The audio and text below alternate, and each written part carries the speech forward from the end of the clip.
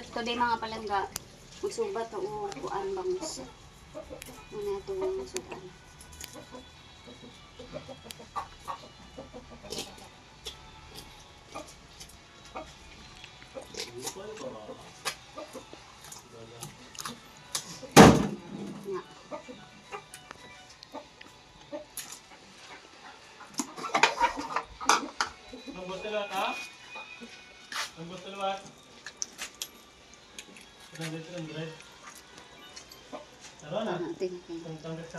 Sugbatan na.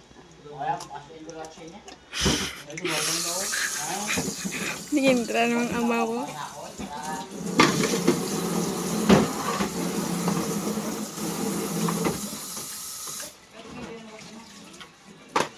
Asin lang mga palangga goods na. Asin lang na. So ito mga palangga, double purpose ito. Pwede ito sumbahan, pwede lutuan. Simula nung natuklasan ko ito, hindi na ako nagagasol. Sumbata.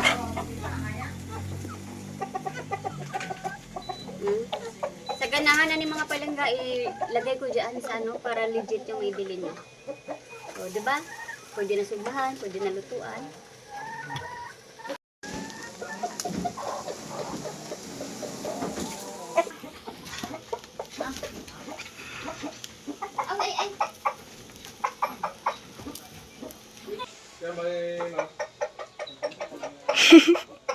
Layo.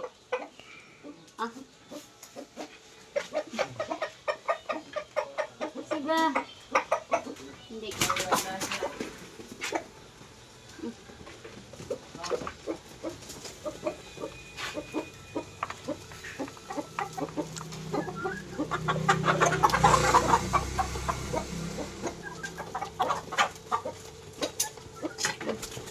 Nasigarin pa ho. Uy! Abay ko, kamot ko na. Wait.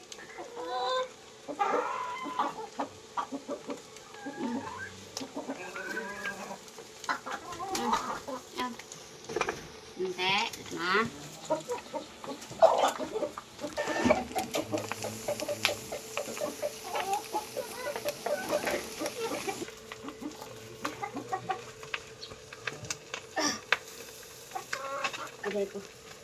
Agay ko budlaya.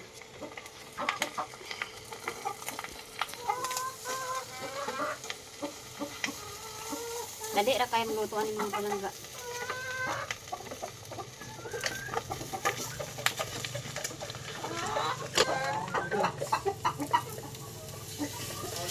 Tanawan niyo, takadali na oh.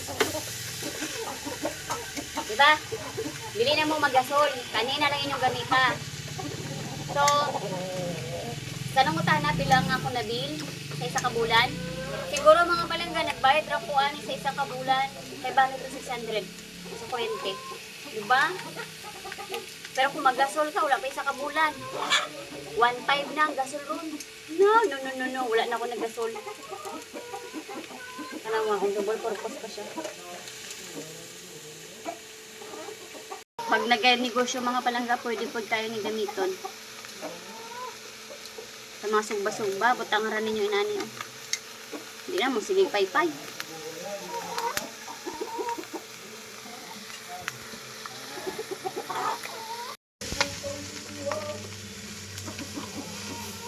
Dali ra kayo magluto, din mga palangga iinit. Oh, ka-perfect. Tanawa.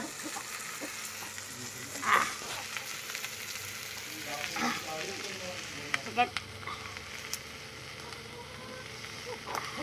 Dalong.